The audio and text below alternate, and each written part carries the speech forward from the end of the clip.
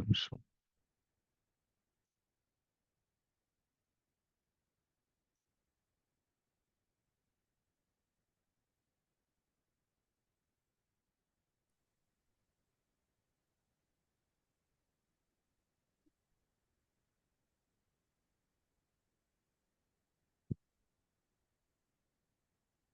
Guruji yes bro, చెప్పండి.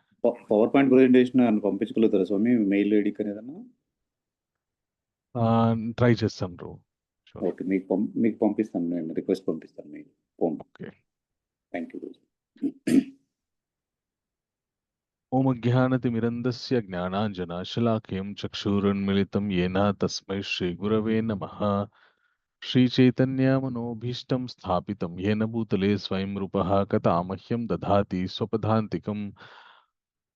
వందేహం శ్రీగురు శ్రీతపదకమలాం శ్రీగురు వైష్ణవాంశ్చ శ్రీరూపం సాగ్రజాతం సహగణా రఘునాథాన్వితం తం సజీవం సాద్వైతం సావధూతం పరిజనాసహితం శ్రీరాధాకృష్ణపాద సహగణ లలిత శ్రీవిశాఖాన్వితాంశ్చ నమో విష్ణుపాదాయ కృష్ణపృష్ఠాయ భూతలే శ్రీమతే భక్తివేదాంత స్వామి నితి నామినే నమస్తే సరస్వతే దేవ్యై గౌరవాణి ప్రచారిణే నిర్విశేష శూన్యవాది పాశ్చాత్య దేశతారిణే नमो महावदन्याय कृष्ण प्रेम प्रदायते कृष्णाय कृष्ण चैतन्य नामने गौरत्वसे नमः. हे कृष्ण करुणा सिंधु दीनबंधो जगतपते गोपेशा गोपिका कांता राधा कांता नमोस्तुते. तप्त कांचन गौरांगे राधे वृंदावनेश्वरी वृषभानुसुते देवी प्रणमामि हरिप्रिये. वंशाकल्पतरुभ्यश्च कृपा सिन्धुभ्यः च पतितानां भावनेभ्यो वैष्णवेभ्यो नमो नमः. जय श्री कृष्ण चैतन्य प्रभु नित्यानंद श्री अद्वैत गदाधर श्रीवासादि गौरभक्तवृंदा.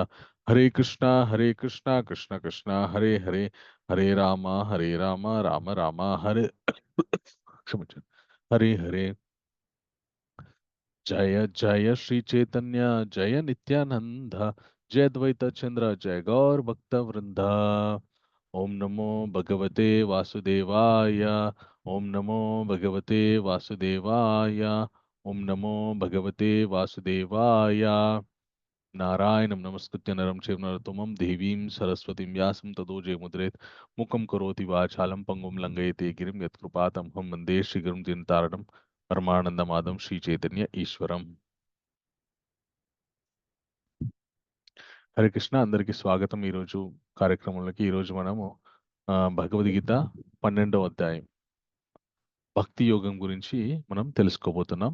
నిన్న మనము భగవంతుని యొక్క విశ్వరూప సందర్శన యోగం గురించి తెలుసుకున్నాం.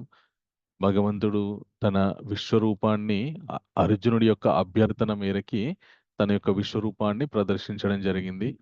అర్జునుడు ఆ విశ్వరూపాన్ని చూసి ఆయన చాలా భయానికి లోనై ఉపసంహరించవలసింది అని చెప్పి వేడుకోవడం జరిగింది. అప్పుడు భగవంతుడు ఇది అందరికీ సాధ్యమైనటువంటి విషయం కాదు, నా ఈ విశ్వరూపాన్ని దర్శించుకోవడం చెప్పి ఆయన తన చతుర్భుజ రూపానికి ఆ తర్వాత మళ్ళీ ద్విభుజ రూపానికి రావడం జరిగింది.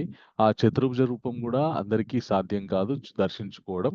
కేవలం తనని ఎవరైతే అనన్య భక్తి చేస్తుంటారో వాళ్ళకి మాత్రమే, అలాగే సమస్త జీవుల యందు ఎలాంటి వైరం లేకుండా ఉంటారో అలాంటి వాళ్ళకి మాత్రమే భగవంతుని యొక్క ఈ దర్శనం అవుతుంది అని చెప్పి భగవంతుడు నిన్నటి అధ్యాయంలో చెప్పారు. ఈరోజు ఆ చాలా చాలా అద్భుతమైనటువంటి అధ్యాయం భక్తి యోగం. ఆ అధ్యాయం పేరే భక్తి యోగం.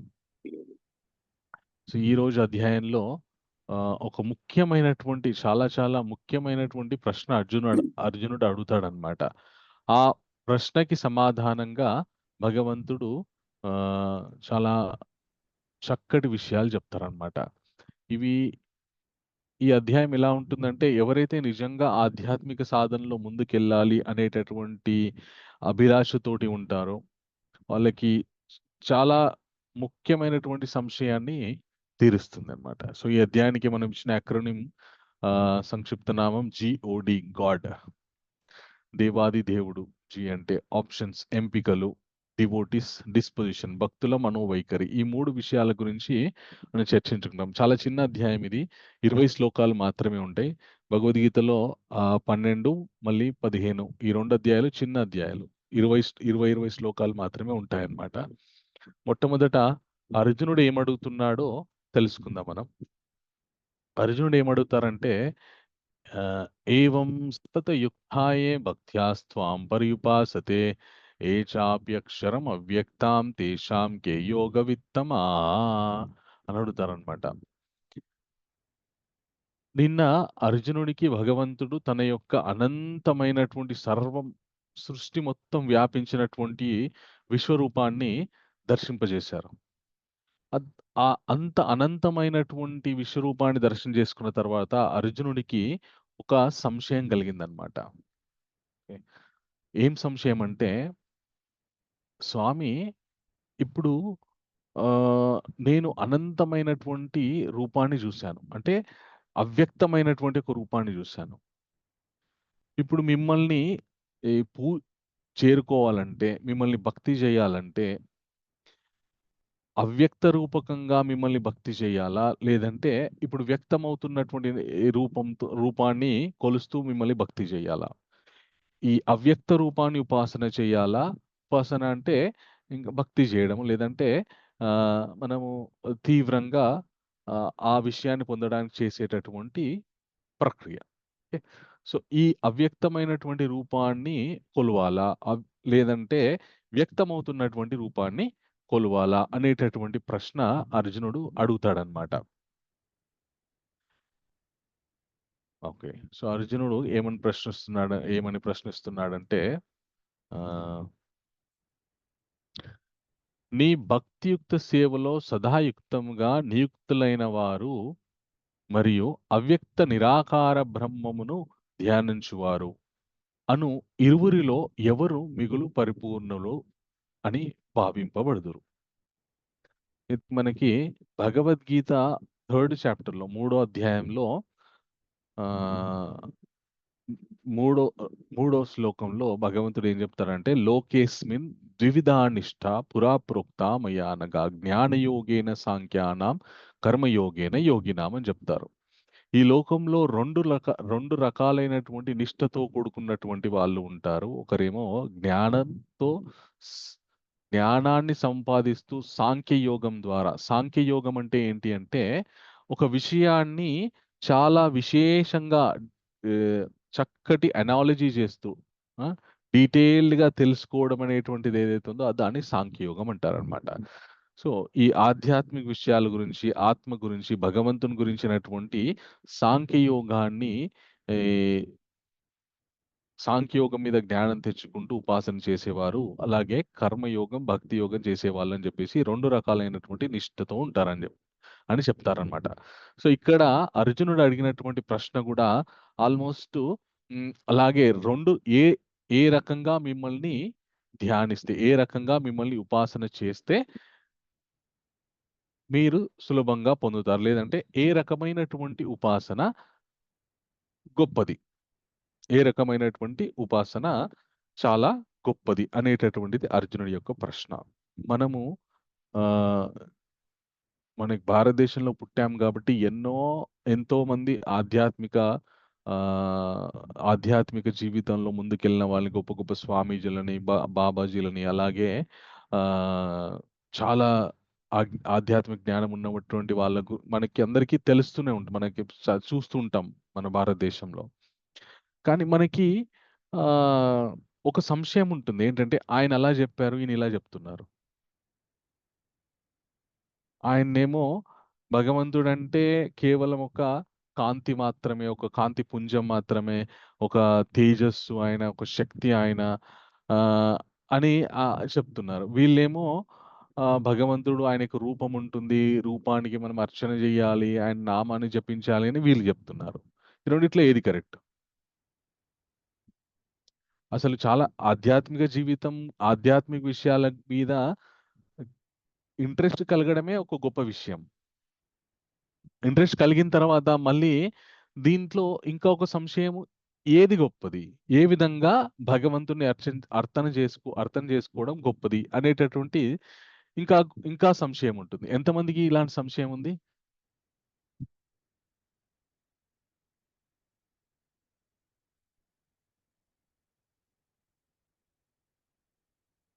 ఓకే. పురుషోత్తం ప్రభు వెరీ గుడ్. ఇంకా ఎంతమందికి? భగవంతుడికి ఒక రూపం ఉందా లేదా? భగవంతుని ఒక రూపంతో పూజిస్తే గొప్పనా? లేదంటే ఒక రూపం లేకుండా అర్థం చేసుకొని, జ్ఞానం ద్వారా అర్థం చేసుకోవడం గొప్పనా? అనేటటువంటి ప్రశ్న ఎంతమందికి ఉంది? పురుషోత్తం ప్రభు చెప్పారు. ఇంకెవరికీ లేదా ఈ ప్రశ్న? జ్ఞానం ఓకే. ద్వారా. Very good. ఓకే. ఎందుకంటే మనకి సనాతన ధర్మము చాలా చాలా నమ్మకాలు, చాలా చాలా అనుష్ఠానాలకి తల్లి. ఇలాంటిది సనాతన ధర్మం అన్నమాట. దీంట్లో కొంతమంది ఒక రకమైనటువంటి సాంప్రదాయం, ఒక రకమైనటువంటి అండర్‌స్టాండింగ్‌తో ఉంటారు. కొంతమందేమో ఇంకో రకమైనటువంటి అండర్‌స్టాండింగ్‌తో ఉంటారనమాట. మనకు కన్‌ఫ్యూజన్. వీళ్ళు చేసేది గొప్పనా? వీళ్ళు చేసేది గొప్పనా? అని జెప్పేసి. కొన్ని కొన్ని సార్లు ఈ కన్‌ఫ్యూజను ఎంత దూరం తీసుకెళ్తుందంటే, ఈ కన్‌ఫ్యూజన్‌లో పడడం ఎందుకు అని జెప్పేసి తెలుసుకోవడమే మానేస్తామనమాట. ఇవి చాలా కన్‌ఫ్యూజన్స్ ఉన్నాయి అని జెప్పేసేసి let us not get into that అని వదిలిపెట్టేస్తుంటామనమాట. సో, అందు గురించనే అలాంటి సంశయాలకి తావివ్వకుండా భగవద్గీత ఎవరైతే నేర్చుకుంటారో, తెలుసుకోవడానికి ప్రయత్నం చేస్తారో, ఆ క్వెషన్‌కి క్లియర్ కట్ ఆన్సర్ ఇవ్వడానికి భగవద్గీత మనకు ఉపయోగపడుతుందనమాట. సో, అదే క్వెషన్ అర్జునుడు అడుగుతున్నాడనమాట. సో, మిమ్మల్ని ఒక రూపం లేకుండా ధ్యానించడం గొప్పనా? మిమ్మల్ని ఒక రూపంతో ఉన్నటువంటి మిమ్మల్ని భక్తి జేయడం గొప్పనా? ఏది గొప్పనో నాకు చెప్పండి అని జెప్పి భగవంతుడిని అర్జునుడు అడుగుతాడనమాట. అడిగితే భగవంతుడు ఏం జెప్తారంటే కృష్ణ చాలా గొప్ప విషయం జెప్తారనమాట. ఏమనంటే శ్రీ భగవానువాచ మయి ఆవేశ్య మనో ఏ మాం నిత్యయుక్తా ఉపాసతే శ్రద్ధాయ పరయోపేతథే మే యుక్తతమో మతః ఏత్వాక్షరమనిర్దేశ్యాం అవ్యక్తం పర్యుపాసతే సర్వత్ర గామచింత్యం చ కుటస్థమచలం ధ్రువాం అంటారనమాట. సో, నన్ను మనస్సులో నింపుకొని నిత్యం నన్ను గురించి జపం చేస్తూ శ్రద్ధ, నమ్మకంతో పరిపూర్ణమైనటువంటి నమ్మకంతో ఎవరైతే ఉపాసన చేస్తారో వాళ్ళు యుక్త తమోమతః. వాళ్ళు చాలా చక్కటి ఉపాసన చేస్తున్నారని మనం అర్థం చేసుకోవచ్చు. అయితే మరిప్పుడు భగవంతుడు క్లియర్ కట్‌గా ఆన్సర్ చేశారు. ఏంటి అంటే, నన్నుగా నా స్వరూపాన్ని ఎవరైతే మనస్సు నిండా నింపుకొని నన్ను ఉపాసన చేస్తారో, అది నేను గొప్ప అని చెప్తున్నాడన్నమాట భగవంతుడు. కానీ ఇంకొక విషయం ఏం చెప్తున్నాడంటే, ఎవరైతే ఇలాగా ఒక ఎప్పటికీ నాశనం కానటువంటి నా అవ్యక్తమైనటువంటి రూపాన్ని ఆహ్, ఉపాసన చేస్తూ ఉంటారో దాన్ని చేరుకోవడానికి, తెలుసుకోవడానికి ఉపాసన చేస్తుంటారో, ఆ! అలాంటి జ్ఞానంతో ఉన్నవాళ్ళు కూడా నన్నే చేరుతారు. సో, ఎవరైతే భగవంతుణ్ణి ఆయనకొక రూపం లేదు, కేవలం ఒక శక్తి మాత్రమే అని ఉపాసన చేసేవాళ్ళు, భగవంతునికొక రూపముంది. ఆ! ఆయనని మనం భక్తితో సేవ చెయ్యాలి, ఆయన నామజపం చెయ్యాలి అనేటటువంటి ఉపాసన చేసేవాళ్ళు ఇద్దరు కూడా భగవంతుడినే పొందుతున్నారంట. మరి అలాంటప్పుడు ఒకటి గొప్పదెలా అయింది? ఒకటి ఆహ్, స్ అంటే ఒకటి గొప్పదెలా అయింది? ఒకటి ఎందుకు గొప్పది కాలేదు? ఒక పద్ధతి ఎందుకు గొప్పదని భగవంతుడు భగవంతుడు దాన్ని ప్రమోట్ జేస్తున్నారు. ఇంకొక దాన్ని ఎందుకు ప్రమోట్ చేయట్లేదు? అనేటువంటి అనేటటువంటి ప్రశ్న ఎంతమందికి ఉంది?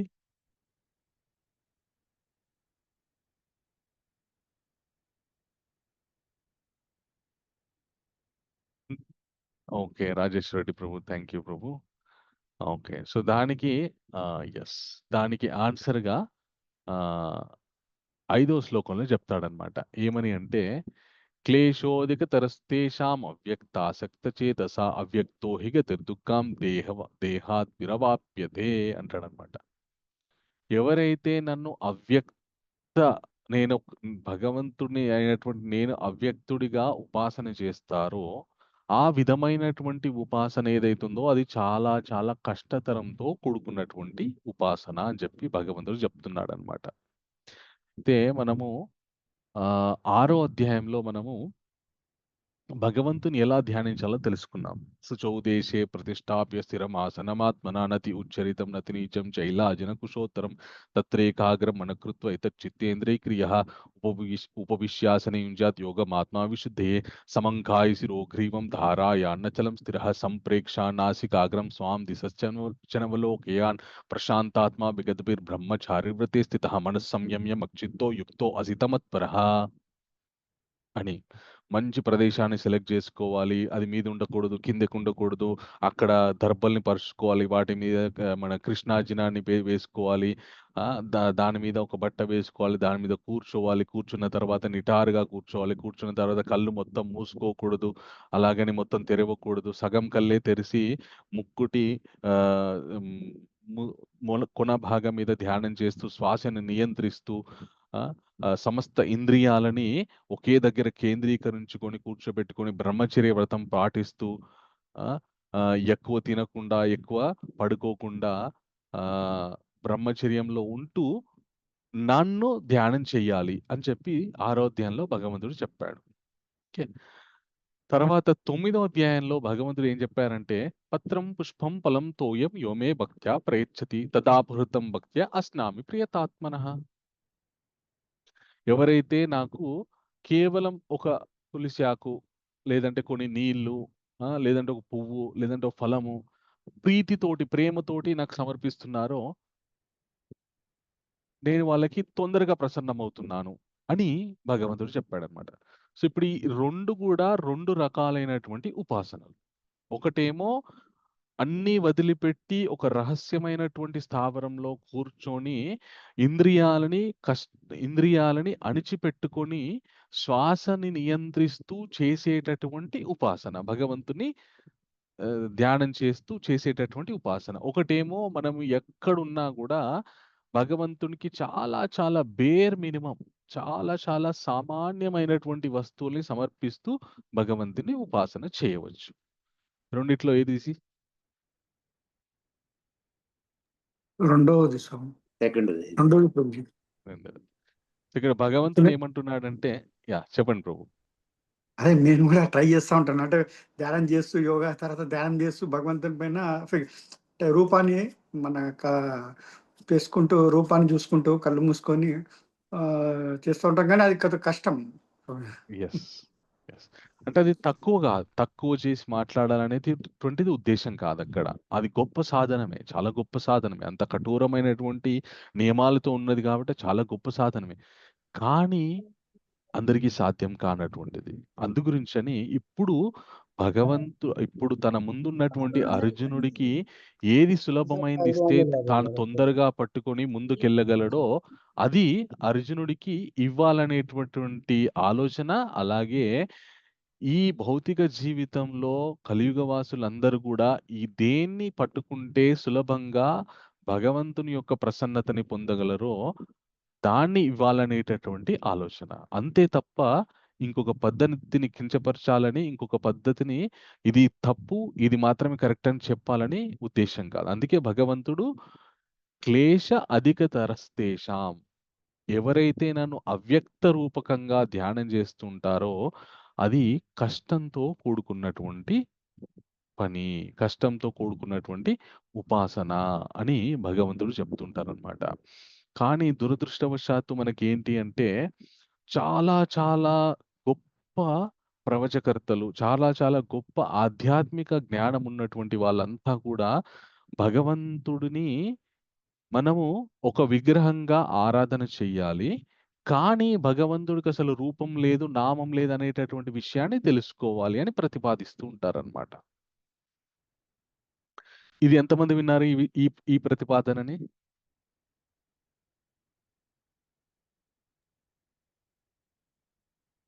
విన్నాం ప్రభుజీ. కొందరు అది కొన్ని దాంట్లో చూసాము.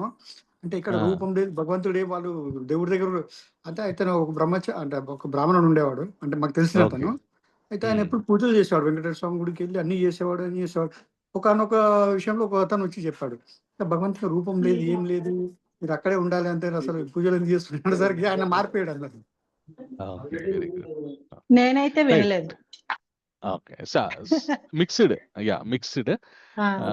వెంపైర్ ఆల్. సర్వంతర్యామి అనుకుంటా. సర్వాంతర్యామి భగవంతుడు. సో, ఫస్టు ఆయనని భక్తి జేయడానికి మనకి మన మనస్సుకు ఒక ఆలంబన ఉండాలి. మన మనస్సు తొందరగా నిల్చోవాలి అంటే ఒక చోట మన దృష్టి ఒక దాని మీద పెట్టాలి. మన ఒక రూపం మీద పెడితేనే మన దృష్టి తొందరగా నిల్చుంటుంది అనేటటువంటి విషయాన్ని చెప్తూ అలాగ మన దృష్టి తొందరగా నిల్చోవడానికి మాత్రమే ఆ రూప ధ్యానం అనేటువంటిది చెయ్యాలి. కానీ వాస్తవానికి భగవంతుడికి మాత్రం రూపం లేదు. ఆయన అవ్యక్తుడు, సర్వాంతర్యామి. అంతటా ఉన్నాడు. ఆయనకి రూప, నామ, గుణం వీటన్నిటికి రూపనామాలకి నామరూపాత్మికమైనటువంటి విషయాలకి అతీతమైనటువంటి వాడు భగవంతుడు అని చెప్పి చెప్తుంటారనమాట. భగవంతుడు కృష్ణ 7వ అధ్యాయంలో ఏం చెప్తారనమాట. ఏమని చెప్తారంటే, అవ్యక్తం వ్యక్తి మాపన్న మాన్యతే అబుద్ధయ పరంభావ జాన్నంతో మమ భూత మాహేశ్వరం అంటాడనమాట. అవ్యక్తం వ్యక్తి మాపన్న మాన్యతే మాం అబుద్ధయ.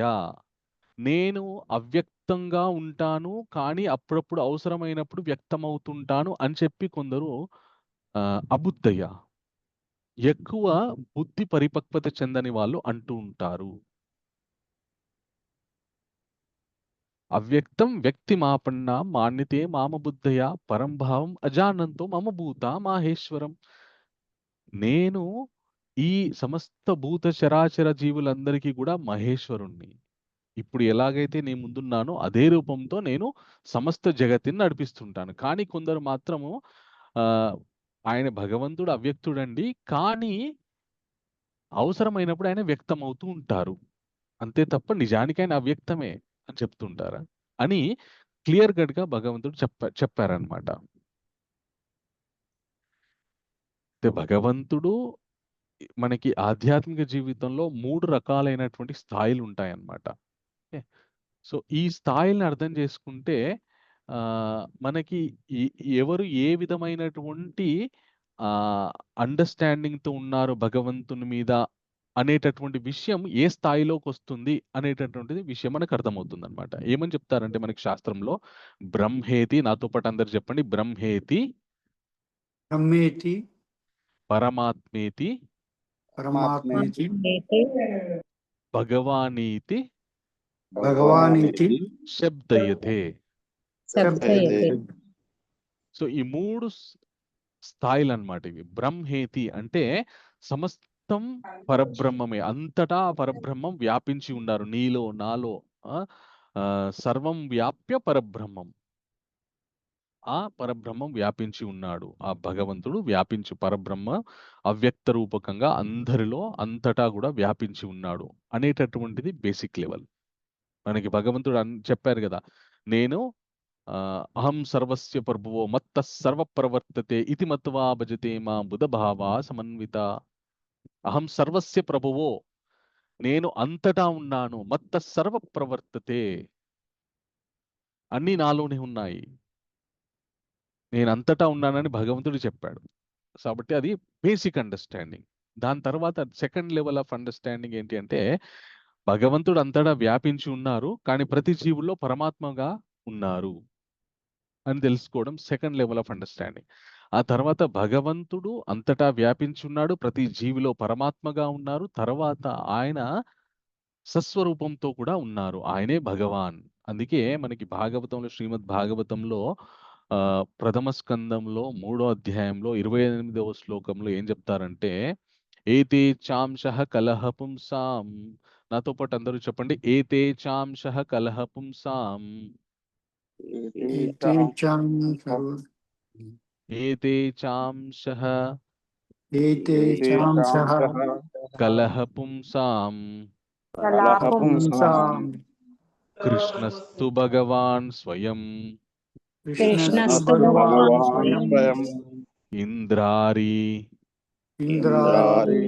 వ్యాకులం లోకం మృడయంతి యుగే యుగే.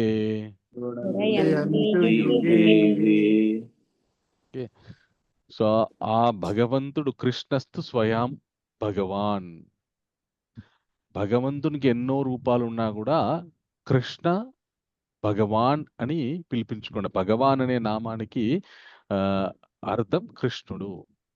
ఎప్పుడెప్పుడైతే ఇంద్రాది వ్యాకులం లోకం, ఇంద్రాది దేవతలతో కూడుకొని ఈ సమస్త లోకాలన్నీ కూడా రాక్షసుల ద్వారా, అధర్మం ద్వారా పీడింపబడుతుందో అప్పుడప్పుడు ఆయన వచ్చి మళ్ళీ చక్కదిద్దుతూ ఉంటారని చెప్పి భాగవతంలో చెప్పారనమాట. ఓకే. ఇప్పుడు మనకి ఆధ్యాత్మిక జీవితంలో ఎన్ని లెవెల్స్ ఆఫ్ అండర్స్టాండింగ్స్ ఉన్నాయి? 3 లెవెల్స్. Very good. ఏంటండి ప్రభు? ఒకటేమంటే భగవంతుడు సర్వంతర్యామి, అంతటా ఉన్నాడు. బ్రహ్మేతి. బ్రహ్మేతి. ఎస్. రెండవది ప్రతి మానవుల్లో కూడా ఉన్నారు, పరమాత్మేతి. పరమాత్మతి. Very good. మూడవది భగవానేతి. భగవాన్. మూడోది అర్థం శబ్ద కాలేదు. ఇది. భగవానేతి అంటే తాను ఏ రూపంతో అయితే ఉన్నాడో స్వస్వరూపము. ఇప్పుడు భగవంతుడు సృష్టిని సృష్టించాలి, నడిపియాలి. ఓకే. అలాగే అందరినీ కూడా తన దగ్గరికి రప్పించుకోవాలి. సృష్టి మొత్తం కూడా ఈ పరబ్రహ్మంలో నుండి ఆవిర్భవిస్తుంది. పరబ్రహ్మంలో నుండి సృష్టి అంతా కూడా వస్తుంది. సో భగవంతుడు ఆ పరబ్రహ్మ రూపంగా సృష్టి చేస్తాడు. చతుర్ముఖ బ్రహ్మ కూడా ఆ పరబ్రహ్మంలో ఉండి వచ్చినటువంటి ఒకానొక సృష్టి. ఆ తర్వాత ఆ సృష్టించినటువంటి జీవులలోకి మళ్ళీ భగవంతుడు పరమాత్మగా ఎంటర్ అవుతారు. మళ్ళీ వాళ్ళందరినీ అంతటిని సమస్తాన్ని కూడా పోషిస్తూ ఉంటారన్నమాట. ఎవరైతే జీవులు భగవంతుని గురించి తెలుసుకుని అర్థం చేసుకోవడానికి ప్రయత్నిస్తారో వాళ్ళకి తనని చేరుకునేటటువంటి అదృష్టాన్ని కల్పిస్తాడనమాట.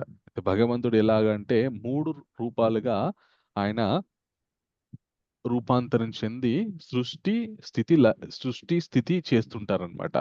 అలాగే సమస్త జీవుల్లో ఉంటుంటారనమాట. ఒకటి క్షీరోదక సాయి విష్ణు, గర్భోదక సాయి విష్ణు, కారణోదక సాయి విష్ణు అని చెప్పేసి. ఈ గర్భోదక సాయి విష్ణు నుండి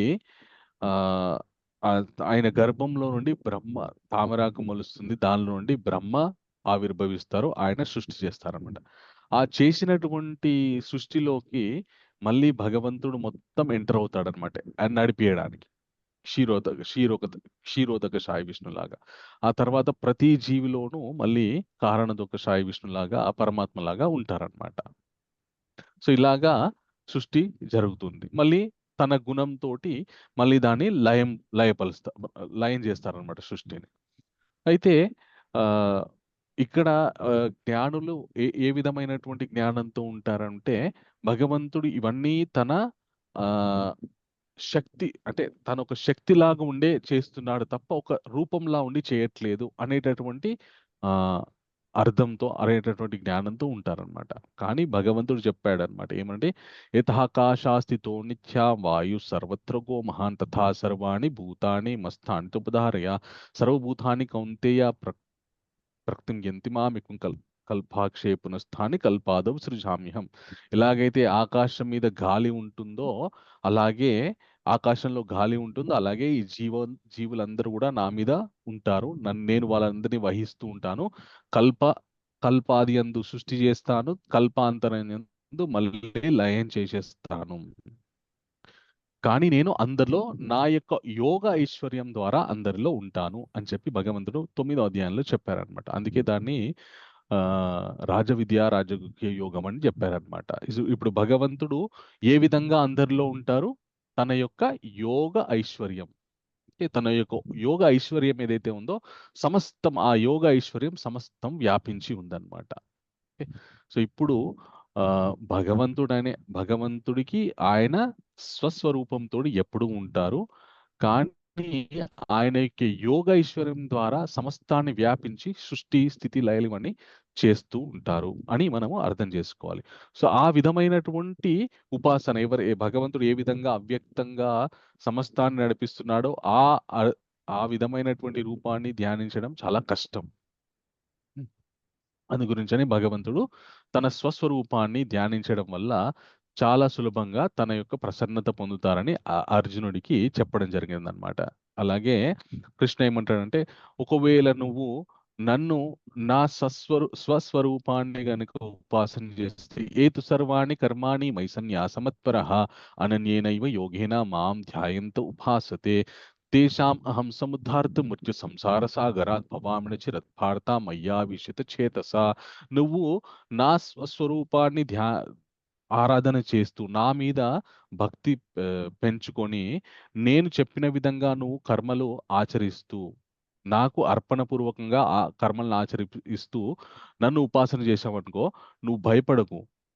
నేను నిన్ను ఈ మృత్యు సంసారంలో నుండి ఉద్ధరింపజేస్తాను పార్థ.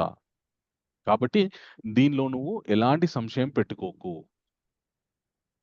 అతి సులభమైనటువంటి నా స్వస్వరూపాన్ని నువ్వు ఆరాధన చెయ్యి. దానివల్ల నేను నిన్ను ఖచ్చితంగా ఉద్ధరిస్తాను అని భగవంతుడు అర్జునుడికి ఒక మాట ఇస్తున్నాడనమాట.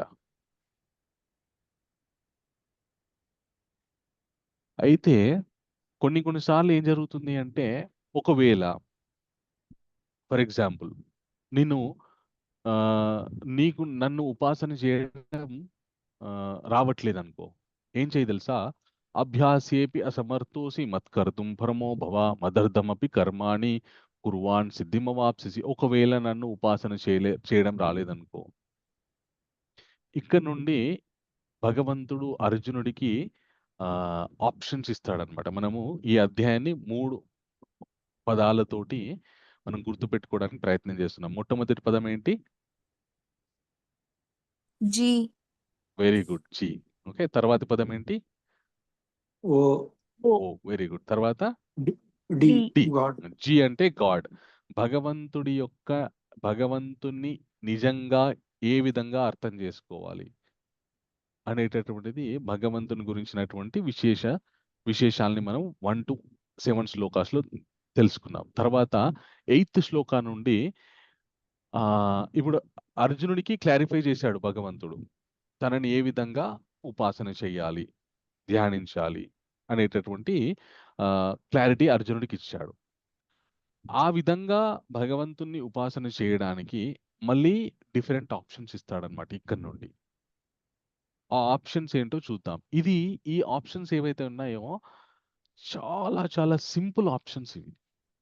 ప్రతి ఒక్క మనుష్యుడు కూడా ఈ ఆప్షన్స్‌ని యూజ్ చేసుకొని భగవంతుడికి చాలా దగ్గరవ్వచ్చు. ఆధ్యాత్మిక జ్ఞానంని చాలా చక్కగా పొందవచ్చనమాట. ఆప్షన్స్ ఏంటో చూద్దాం మనం.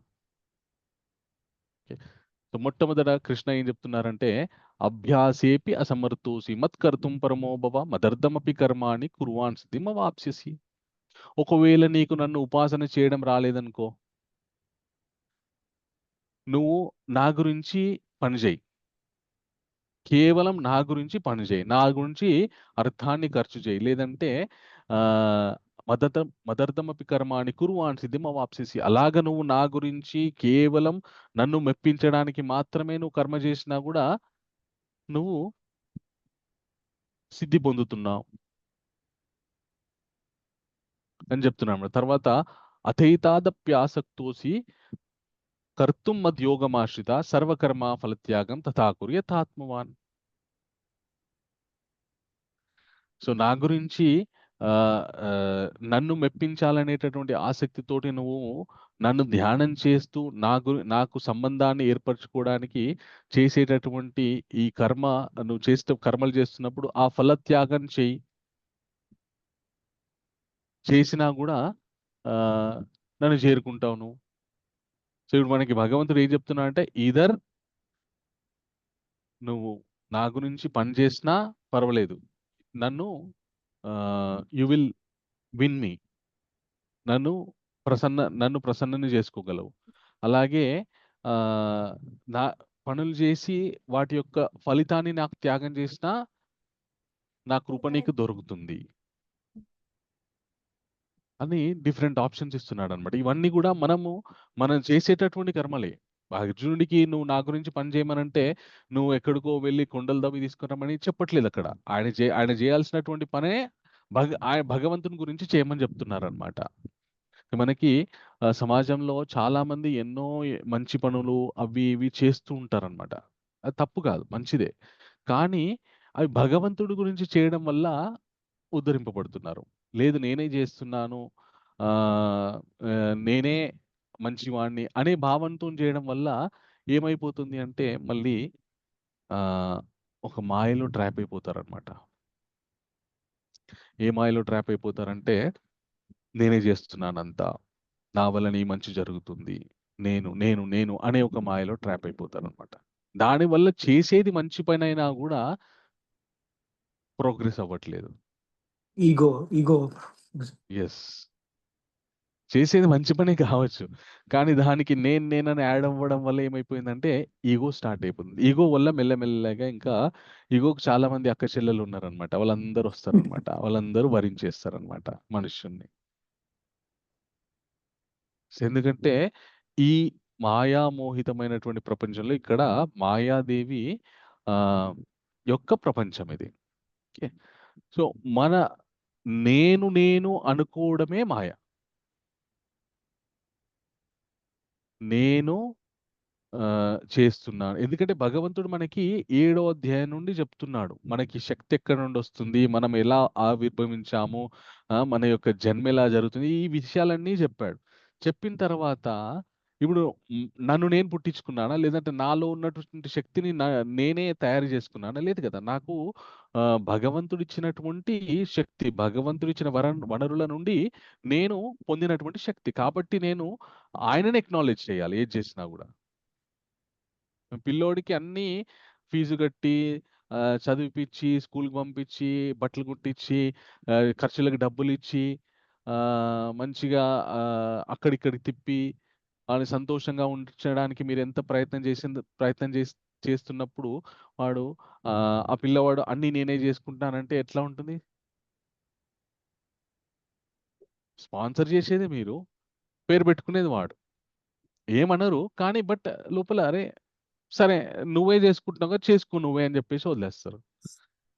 దానివల్ల ఏమైపోతుందంటే ఆయనకి ఇంకొక పిల్లోడికి స్పాన్సర్ ఉండరిక. దానివల్ల కావాల్సినటువంటి విషయాలు ఏవేవైతే కావాలో బతకడానికి అవి దొరకాయి.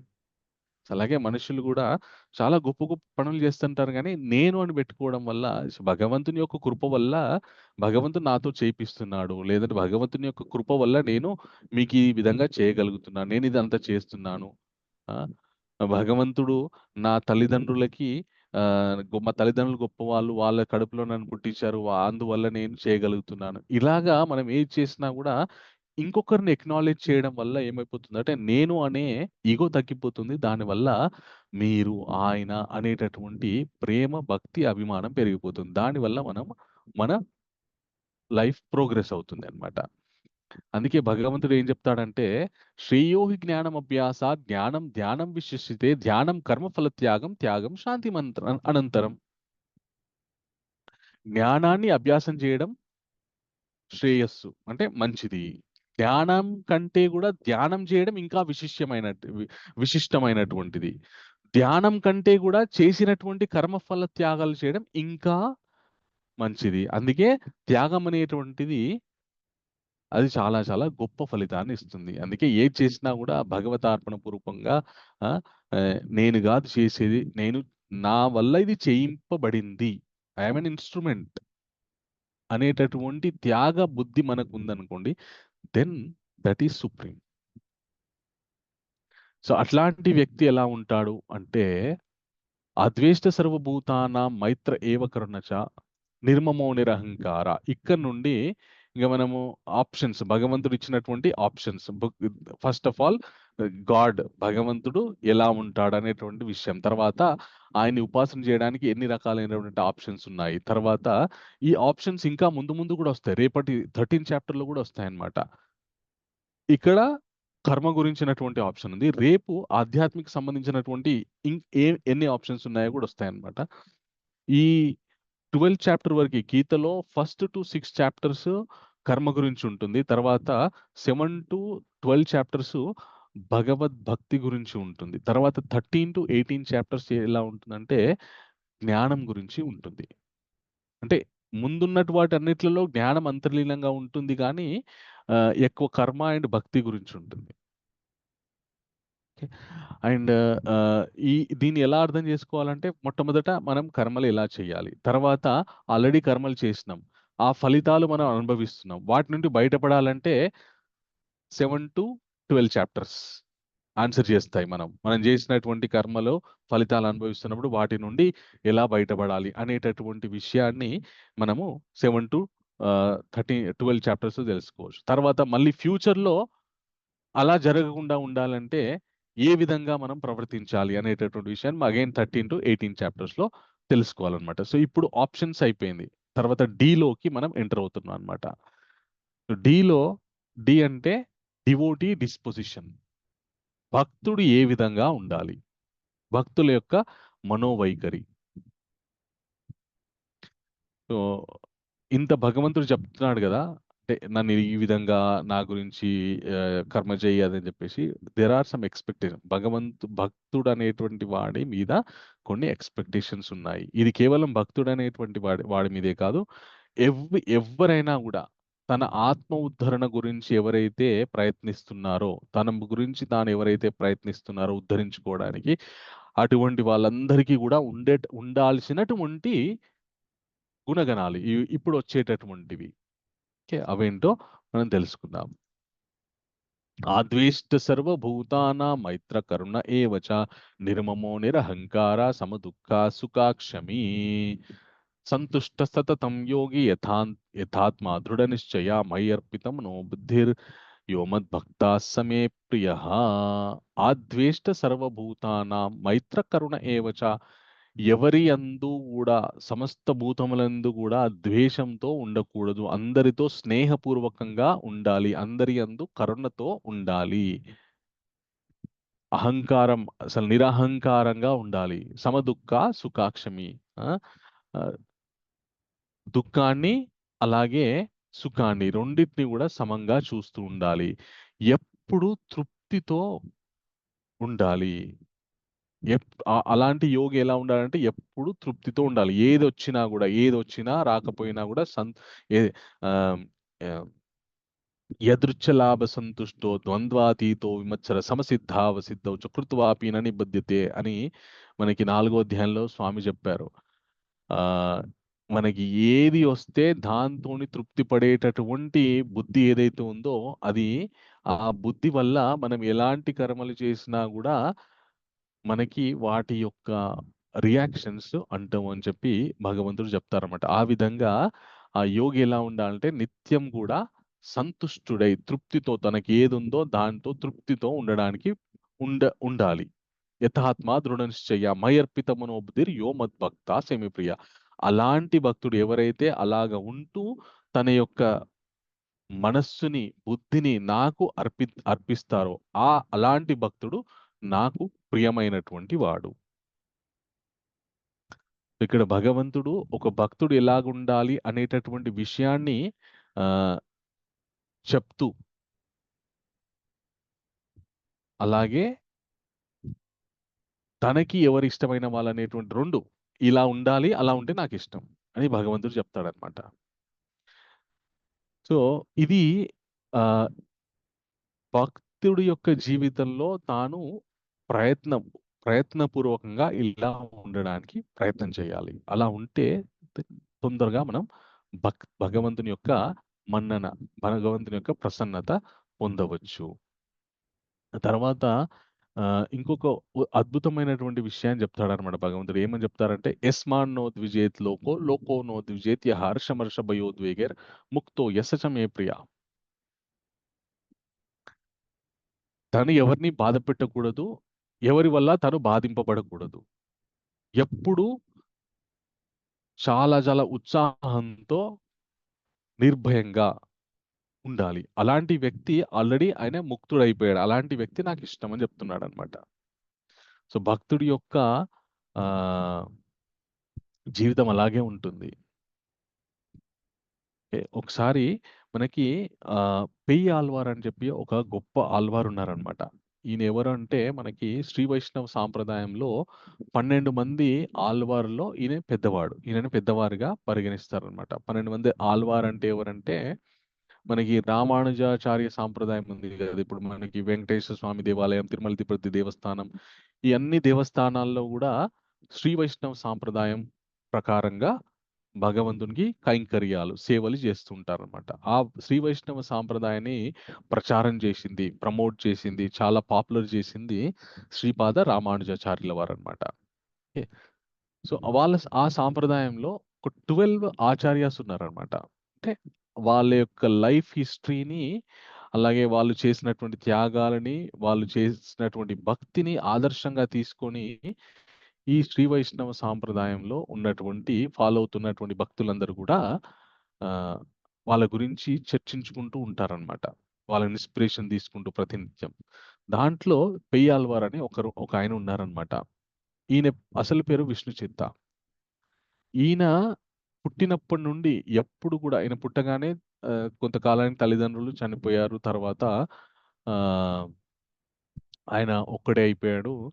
ఆయన ప్రతినిత్యం గూడా భగవంతునికి ఆయన జీవితంలో పొద్దున్న లేసిందంటే స్నానం చేసి తొందరగా భగవంతుని గురించి తులసి మాలలల్లాలి. తర్వాత దేవాలయానికెళ్ళాలి. భగవంతునికి తులసి మాలలు, పూలమాలలన్నీ ఎయ్యాలి. భగవంతునికి అర్చన చేయాలి. తర్వాత భగవంతుని సేవ చేయాలి. ఇంటికి రావాలి.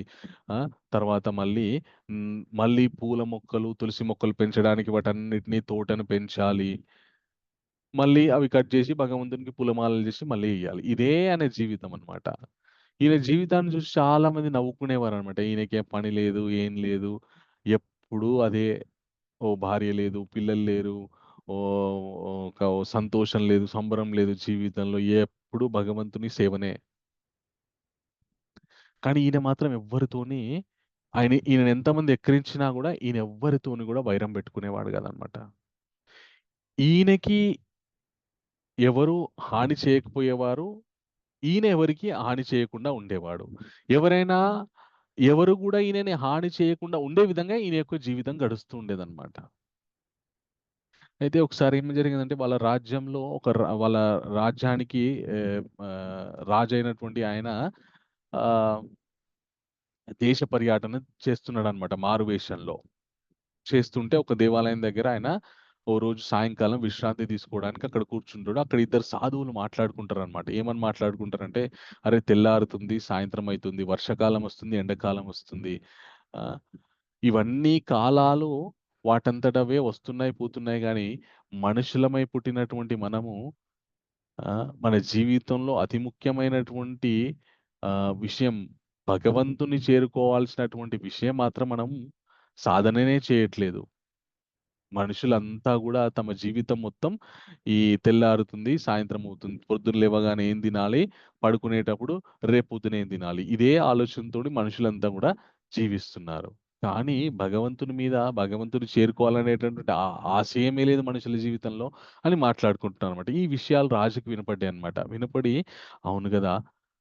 జీవితం మొత్తం ఇందుకే గడిచిపోతుంది శరీరాన్ని పోషించుకోవడానికే. ఈ శరీరానికి అధిపతి అయినటువంటి ఆయన్ని చేరుకోవడం ఎలాగా? అని ఆయనకి ఆలోచనొచ్చింది. అప్పుడాయన చాటింపేస్తాడు తన రాజ్యంలో. ఏమని అంటే, నేను భగవంతుని పొందాలనుకుంటున్నా.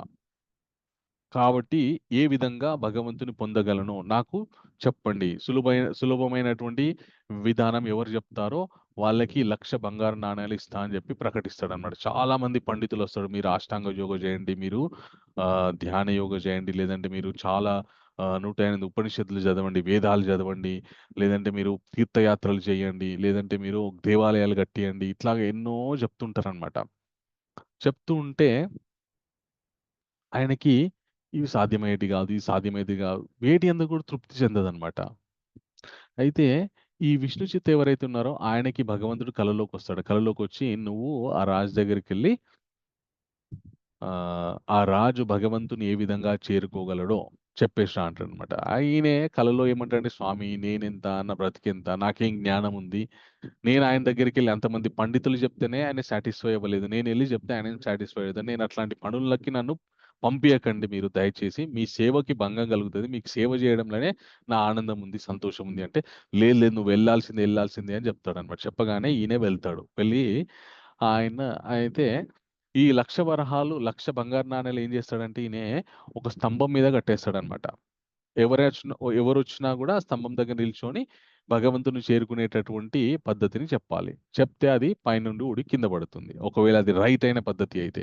ఈయన ఎళ్లి చెప్తాడన్నమాట. భగవంతుణ్ణి చేరుకోవాలంటే ప్రతినిత్యం గూడా భగవంతుని దాస్యత్వ భావనతోటి భగవంతుని ఉపాసన చేస్తూ ఉంటే చాలా తొందరగా భగవంతుని చేరుకోవచ్చు. భగవన్ నామస్మరణ చేస్తూ ప్రతినిత్యం గూడా మన ఇంద్రియాల్ని భగవత్ సేవలో వినియోగిస్తే చాలా తొందరగా భగవంతుని చేరుకోవచ్చు. భగవంతుని యొక్క ప్రసన్నత పొందొచ్చు. ఒకవేళ గనక భగవంతుణ్ణి ఈ విధంగా సేవ చేస్తూ పొందలేకపోతే భగవంతుడు చెప్పారు ప్రయాణ కాలం యందు ఒకవేళ ఆయన్ని గుర్తుంచుకోకపోతే ఆయన్నే స్వయంగా కాష్టాపాషణ సన్నిభం అహం స్మరామి మద్భక్త నయామి పరమం గతిం. ఓకే. చనిపోయే సమయంలో నన్ను గుర్తించుకోలేకుండా అచేతనంగా పడి ఒక కట్టెలాగా పడి ఉన్నాడనుకో, నన్ను స్మరించకుండా. కానీ చక్కటి శరీరం, ఆరోగ్యం ఉన్నప్పుడు నన్ను స్మరించాడు. కానీ చనిపోయే సమయం మన శరీరాన్ని వదిలిపెట్టే కాలం వచ్చినప్పుడు నన్ను స్మరించలేకపోతున్నాడు. అలాంటి వాళ్ళని నేనే స్వయంగా అహం స్మరామి మద్భక్త, నేను అలాంటి భక్తుల్ని స్మరించి వాళ్ళని ప్రత్యేకంగా ఉత్తమ గతులకి నేను తీసుకెళ్తా అని భగవంతుడు చెప్తాడని చెప్పి ఇలాంటి మంచి మంచి ఉదాహరణలు చెప్పి ప్రామాణికాలు చెప్పి ఆయన రాజుని తృప్తిపరుస్తాడనమాట. ఈ విషయాలని చెప్పగానే ఆ 1,00,000 వరాహాల మూలె ఆ స్తంభం నుండి ఊడి కింద పడుతుందనమాట ఈయన చేతిలో. ఈయనకి డబ్బు మీద ఇంట్రెస్ట్ లేదు. కానీ ఈయన చెప్పినటువంటి పద్ధతి చాలా సులభమైంది. రాజుకు అర్థమైంది. రాజు గూడా ఇదేదో బాగుంది అని చెప్పేసి రాజుకు గూడా నచ్చుతుందనమాట. అలాగా భగవంతుని యొక్క భక్తుడు ఎవరితో ద్వేషం పెట్టుకోడు. ఎవరి వల్ల ఎవరిని బాధ పెట్టడు. ఎవరి వల్ల ఈయన బాధింపబడడు. కానీ భగవద్భక్తిలో ముందుకెళ్తుంటాడనమాట. భగవంతుడు అతని యొక్క వృద్ధిని భగవంతుడు తన భుజస్కంధాల మీద యేసుకుంటాడనమాట. ఈయనని ఇంక రాజు పెద్ద ఊరేగింపు చేసి సన్మానిస్తాడనమాట. ఆయన ఆ విష్ణు చిత్త ఎవరంటే మనము ధనుర్మాసంలో ఆండాళ్ దేవిని పూజ తిరుప్పావేని చేస్తామనమాట. సో, ఆ విష్ణు చిత్తుల వారు ఆయనకే ఈ ఆండాళ్ దేవి దొరికింది. ఈమెని పెంచుకున్నాడనమాట. మీరు ధనుర్మాసంలో ఎక్కడ ఏ వైష్ణవాలయానికెళ్ళినా కూడా తిరుప్పావే చదువుతూ ఉంటారు. ఓకే. సో, అంత గొప్ప వ్యక్తి అనమాట. ఒక భక్తుడు అలాగే ఎప్పుడైతే ఎవరిని బాధ పెట్టకుండా, ఎవరి వల్ల తను పడకుండా జీవిస్తూ అంత త్యాగపూరితమైనటువంటి జీవితాన్ని జీవిస్తూ ఉంటే వాళ్ళ యొక్క ఉద్ధరణ భగవంతుడు చూసుకుంటాడు అని చెప్పడానికి మనకి విష్ణు చిత్తుల వారి ఆయనకే తర్వాత పెయ్యాల్వార్ అని పేరొచ్చిందనమాట. అనాపేక్ష శృతిర్దక్ష ఉదాసీనో గతా వ్యథ సర్వారంభ పరిత్యాగి యోమద్భక్తాస్మే ప్రియా.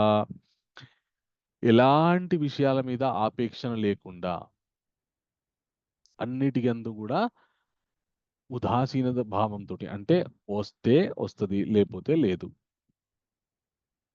అనేటటువంటి భావనతోటి ఎవరైతే ఉంటారో ఓకే, అలాంటి వాళ్ళు నాకిష్టము అని చెప్తాడనమాట. ఒక్క నిమిషం స్లైడ్స్ ఓకే, శ్లోకాలు చదివేవాళ్ళు.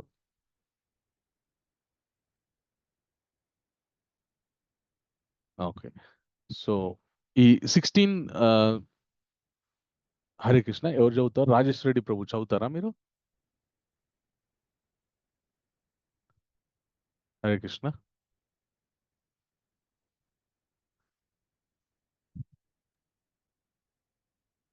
ఎస్ చదవండి ప్రభు. ఇది చదవండి. మనం ఇక్కడ ఉన్నాం ఇప్పుడు. నన్ను చదవమంటారండి? చదవండి ప్రభు. ద్వేషమనున్నది లేకుండా సర్వజీవులు ఎడ మైత్రిని కలిగిన వాడును, మమత్వము లేని వాడును. ఓకే, చదవండి, పర్లేదు, కంటిన్యూ చేయండి. విద్య అహంకార రహితుడును, సుఖ దుఃఖములు రెండింటి యందును సమభావం కలవాడును, క్షమాగుణము కలవాడను, సదా సంతుష్టుడైన వాడును, ఆత్మ నిగ్రహము కలవాడను, తన మనోబుద్ధులను నా యందు లగ్నము చేసి దృఢ నిశ్వాసముతో నా భక్తి యందు నియుక్తుడైనట్టి వాడును అగు నా భక్తుడు నాకు అత్యంత ప్రియుడు.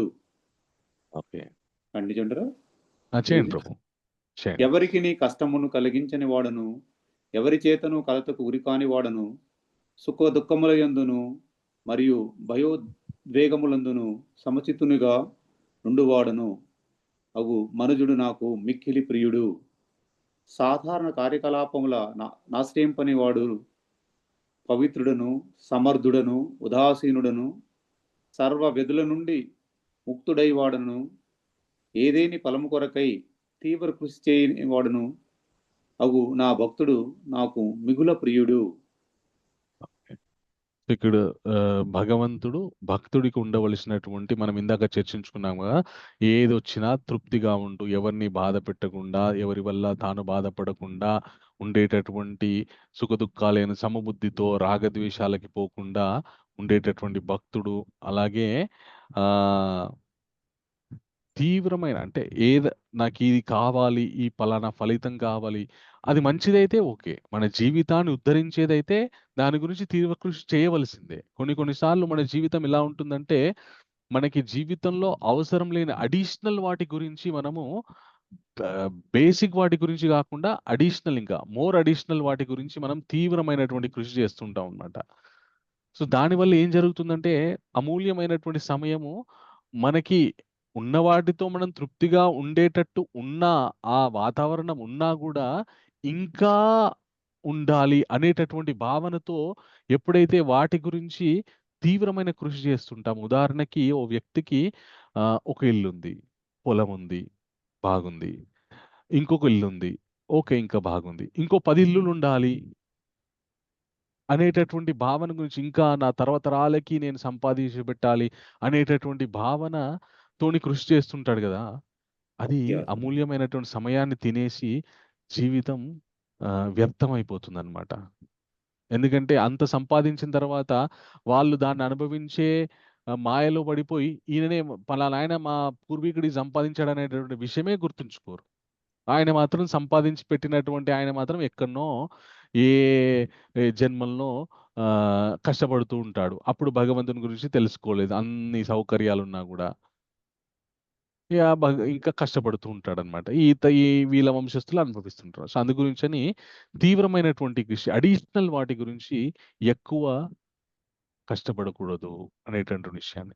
తర్వాత రాజేశ్వరరెడ్డి ప్రభు చదువుతారా మీరు?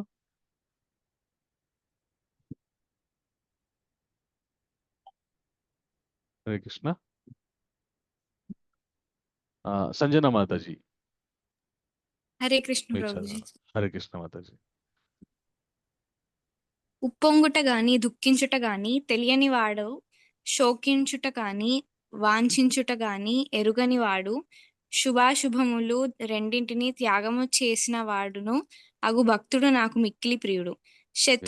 శత్రుమిత్రుల ఎడ సమభావము కలిగిన వాడును, మానవమానములందు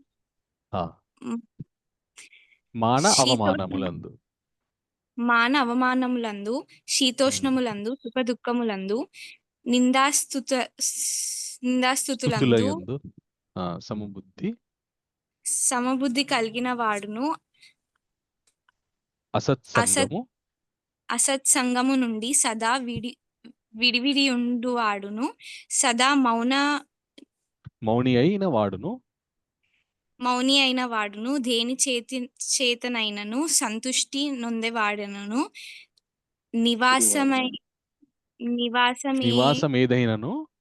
నివాసం ఏదైనను లెక్క చేయని వాడును, జ్ఞానమునందు స్థితుడైన వాడును, నా భక్తియుత సేవ యందు నియుక్తుడైనట్టి వాడును అగు మనుజుడు నాకు అత్యంత ప్రియుడు. Very good. Thank you very much Mataji. Okay. So భగవంతుడు మనకి జీవితంలో ఎలా ఉంటుందంటే, ఏదైనా సక్సెస్ సాధించినాం అనుకోండి, అప్పుడు ఉప్పొంగిపోతాం. ఆ ఉప్పొంగిపోవడం ఏమైతుందంటే మన ఫెయిల్యూర్‌కి ఫస్ట్ స్టెప్ అయితుంది నెక్స్ట్. నేను ఒకసారి ఒక ఇంటర్వ్యూ చూసినా అనమాట. ఎవరిది అంటే సచిన్ టెండూల్కర్ ఇంటర్వ్యూ చూసినా ఒకసారి. ఎప్పుడు చూసినా అంటే ఎప్పుడైతే 1983 తర్వాత మళ్ళీ ఇండియా 2020లో వరల్డ్ కప్ సాధించింది. ఎంఎస్ ధోని, మహేంద్ర సింగ్ ధోని కెప్టెన్‌షిప్‌లో. సాధించినప్పుడు అందరూ ఆశ్చర్యపోయారు. ఎందుకంటే ఆ 2020 ఆడడానికి ఎవరు సీనియర్స్ లేరు. అందరూ గూడా సచిన్ లేడు, సెహ్వాగ్ లేడు. అందరూ గూడా యంగ్ ప్లేయర్సే. ధోనితో పాటు అందరూ గూడా మన ధోని, శ్రీశాంత్ ఇంకా కొందరు పేర్లు నాకు గుర్తు రావట్లేదు. అందరూ కూడా యంగ్ ప్లేయర్సే. వాళ్ళ వల్ల అసలు కాదనుకున్నారు గానీ, వాళ్ళు సాధించి పెట్టిరనమాట. పెట్టిన తర్వాత సచిన్‌ని దాని మీద కామెంట్ చేయమని అడిగితే ఆయన ఒక గొప్ప విషయం చెప్పాడనమాట. ఇదంతా కూడా ధోని యొక్క ప్లానింగ్ వల్ల జరిగింది. ధోని చాలా చాలా మన బ్రాడ్‌గా ఉంటాడు. చాలా చాలా కంపోజ్డ్‌గా ఉంటాడు. ఆయన జోష్‌లో హోష్ కోల్పోడాయన.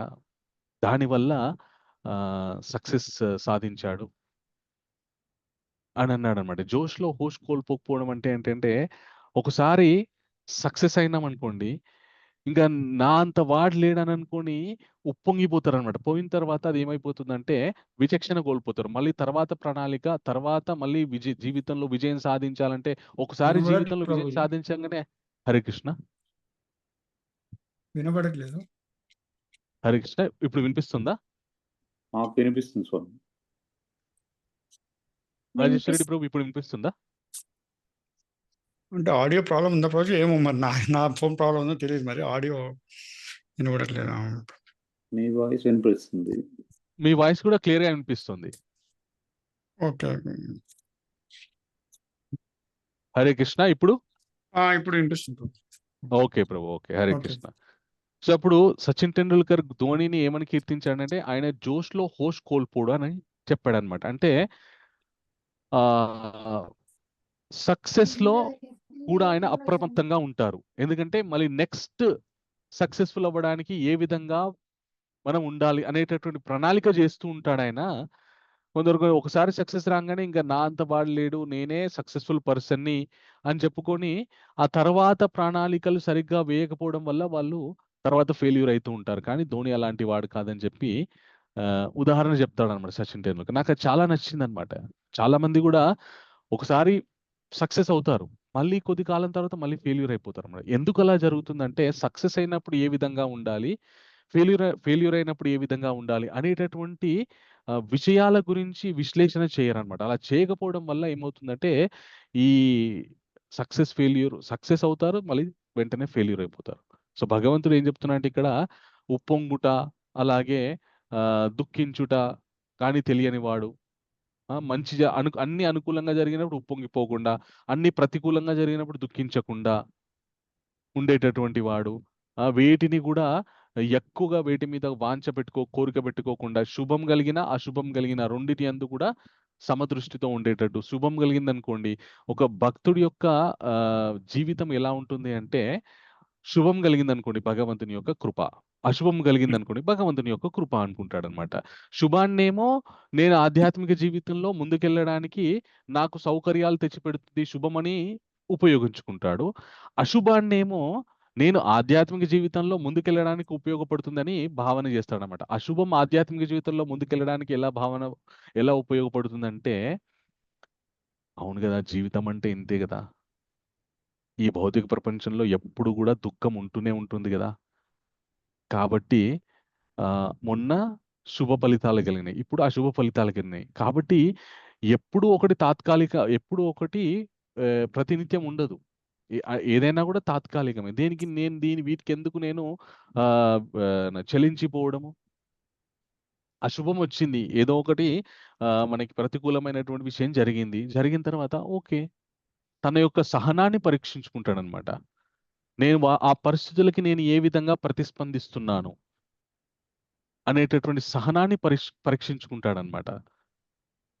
సో, ఆ పరీక్షించుకునేటటువంటి తత్వం ఏదైతే ఉందో అది అతనికి ఆధ్యాత్మిక జీవితంలో ముందుకెళ్ళడానికి ఉపయోగపడుతుందనమాట. కొందరు చాలా మనుషులు ఎలా ఉంటుందంటే, అంతా బాగున్నప్పుడు ఏముండదు. ఏది బాలేనప్పుడు ఇంకా వాళ్ళ యొక్క నిజ స్వరూపం బయటపడుతుందనమాట. ఏది బాగలేనప్పుడు గూడా నిమ్మలంగా ఉండేవాడు ఎవరైతే ఉన్నాడో, వాడు జీవితంలో ముందుకెళ్తాడనమాట. సో, అలాగే ఇక్కడ కొన్ని క్వాలిటీస్ ఇచ్చాడనమాట భగవంతుడు. ఇక్కడ భగవంతుడు ఎందుకు ఇంత విశేషంగా గుణగణాల గురించి చెప్తున్నాడంటే, ఒక పర్సన్ మనము ఆహ్, చాలా మందిని చూస్తుంటాం. పండితులని, భక్తులని చెప్పుకొని, అలాగే ఎంతో జ్ఞానులని చెప్పుకుంటూ ఉంటూ ఉంటారనమాట. కేవలం కొన్ని పుస్తకాలు చదవడం వల్ల మాత్రమే జ్ఞానులవ్వడం గాని, గొప్పవాళ్ళవ్వడం గాని కారు. వాళ్ళ లోపల ఉన్నటువంటి యాటిట్యూడ్, వ్యక్తిత్వం ఏ విధంగా ఉంది, దానివల్ల వాళ్ళకి గొప్పతనం వస్తుంది. అంతే తప్ప కేవలం బుకిష్ నాలెడ్జ్ వల్ల they are not scholars, they are not ideal setters. ఒకసారి ఒక ఫేమస్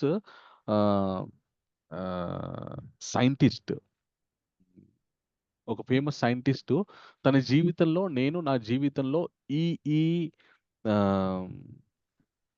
మన క్యారెక్టరిస్టిక్స్ పెంపొందించుకోవాలి అని చెప్పేసి ఆయన లిస్ట్ అవుట్ చేసుకొని ఆయన జీవితం మొత్తం, ఎందుకంటే ఈ క్యారెక్టరిస్టిక్స్ కనుక నేను నా లోపల డెవలప్ చేసుకుంటే నేను లైఫ్‌లో సక్సెస్‌ఫుల్ అవుతాను. అన్ని విషయాల్లో గూడా లైఫ్‌లో సక్సెస్‌ఫుల్ అంటే కేవలము ఆహ్, మనకి చాలా చాలా డబ్బు రావడమే గాదు. లైఫ్‌లో సక్సెస్‌ఫుల్ అవ్వడం అంటే రిలేషన్స్‌ని బ్యాలెన్స్ చేసుకోవడం, రిలేషన్స్‌ని సరిగ్గా మెయింటైన్ జేయడం, అలాగే స్పిరిచ్యువల్ లైఫ్‌ని బ్యాలెన్స్ చేసుకోవడం, అలాగే తన మెటీరియల్ లైఫ్‌లో బ్యాలెన్స్‌డ్‌గా ఉండడము. ఆ! అన్ని యాస్పెక్ట్స్‌లో గూడా ఆయన సరిగ్గా ఉండడము. ఏదైతే ఉందో that is called successful in life. ఏదో ఒక దగ్గర సక్సెస్‌ఫుల్ అయ్యుండొచ్చు. ఇంకో దగ్గర ఫెయిల్యూర్ అయితుండొచ్చు. మరి ఆ ఫెయిల్యూర్‌ని ఆయన ఏ విధంగా స్వీకరిస్తున్నాడు? ఆ స్వీకరించే విధానాన్ని బట్టి ఆయన లైఫ్‌లో సక్సెస్‌ఫుల్‌గా ఉన్నాడా లేదా మనము గ్రహించవచ్చు. అయితే ఆ సైంటిస్టు చాలా క్యారెక్టరిస్టిక్స్ రాసుకొని వాటిని తన లోపల డెవలప్ చేసుకోవడానికి తను చనిపోయేంత వరకి ప్రయత్నిస్తూనే ఉన్నాడనమాట. అయితే ఇంగ ఆయన ఆరోగ్యం క్షీణించి ఆయన చనిపోయే దశకొచ్చినప్పుడు వాళ్ళ స్నేహితుడు ఆయన దగ్గరికెళ్ళి అడుగుతాడనమాట. "నీ జీవితంలో నువ్వు చాలా కష్టపడ్డావు. నీ జీవితంలో ఎప్పుడో చెప్తుండేవాడివి పలానా క్యారెక్టరిస్టిక్స్ నా లోపల నేను పెంపొందించుకోవాలని" జెప్పేసేసి. వాటిలో ఎన్నింటిని నువ్వు పెంపొందించుకున్నావు? వాటిలో మంచితనము, అలాగే అందరికీ సహాయం చేసేటటువంటి గుణము, ఇలా కొన్ని కొన్ని నువ్వు రాసుకున్నావు గదా! వాటిల్లో ఎన్ని క్యారెక్టరిస్టిక్స్ నీ లోపల డెవలప్ చేసుకున్నావు నువ్వంటే, అన్నీ చేసుకోగలిగిన గానీ ఒక క్యారెక్టరిస్టిక్ మాత్రం నా లోపల నేను డెవలప్ చేసుకోలేకపోయినా అన్నాడనమాట. ఏంటి అది అంటే హంబుల్‌నెస్, వినయం. వినయాన్ని నేను డెవలప్ చేసుకోలేకపోయినా. ఎందుకు అంటే, నేనెప్పుడైతే వినయంగా ఉన్నానని నాకనిపిస్తుందో, అది గర్వమే గదా! నేను వినయంగా ఉన్నా, హంబుల్‌గా ఉన్నా అని నాకు నేను ఎలా అనుకోగలను? ఎవరైనా చెప్తే మేబీ ఒకవేళ ఎవరైనా చెప్పినా గూడా నేను చాలా వినయంగా ఉన్నాను, నేను హంబుల్‌గా ఉన్నాను అనుకున్నా గూడా అది గర్వమే అయిపోతుంది. వినయానికి అపోజిట్ గర్వం. కాబట్టి ఆ క్యారెక్టర్స్‌ని నేను యాటిట్యూడ్ నేను డెవలప్ చేసుకోలేకపోయాను. దాని గురించి నా జీవితం మొత్తం నేను ప్రయత్నించానని చెప్పాడు. బట్ ఆయన మాటల్లోనే ఆయన డెవలప్ చేసుకున్నాడు. సో, మనుషులు ఎలా ఉంటుందంటే, ఏ ఒక్క మంచి గుణం తన లోపల చిన్నగున్నా గూడా, దాన్ని పెట్టుకొని నా అంత మంచివాడు లేడనేటటువంటి ఈ గొప్పలకు పోతుంటారనమాట. సో, ఇక్కడ భగవంతుడు ఎన్ని సద్గుణాలు చెప్పిండు. వీటి గురించి ఒక్కొక్క గుణం గురించి వ్యాఖ్యానం చేస్తే, ఆ ఒక్కొక్క గుణం గురించి దాదాపు ఇక్కడ ఒక 30 గుణగణాలు ఉన్నాయన్నమాట. ఒక్కొక్క గుణం గురించి వ్యాఖ్యానం చేస్తే ఒక్కొక్క రోజు పడుతుంది. సో, ఒక డివోటీ అంటే ఈ గుణాలుంటే అప్పుడు ఆయనే భగవద్భక్తుడు. అండ్ దీంట్లో ఉన్న బ్యూటిఫుల్ థింగ్ ఏంటి తెలుసా? ఈ గుణాల్లో మనకి ఏవైతే ఇక్కడ గుణాలు ఇచ్చారో నేను చూపిస్తాను ఈ గుణాలు. శత్రుల మిత్రుల ఎడ సమభావం కలిగిన వాడును, మానాపమానాల యందు, శీతోష్ణముల యందు, సుఖదుఖముల యందు, నిందాస్తుతుల యందు సమబుద్ధి కలిగిన వాడును, అసత్సంగం నుండి సదా విడివడి యుండువాడును, సదా మౌని అయిన వాడును, దేని చేతనైనను సంతుష్టి నొందని వాడును. ఇట్లాగా ఈ గుణాలు ఏవైతే ఉన్నాయో వీటిల్లో మీరు ఏ ఒక్క కొన్ని గుణాల్ని మీరు అలవాటు చేసుకోవడానికి ప్రయత్నించినా కూడా మిగతాయన్నీ వచ్చేస్తాయి మెల్లమెల్లగా.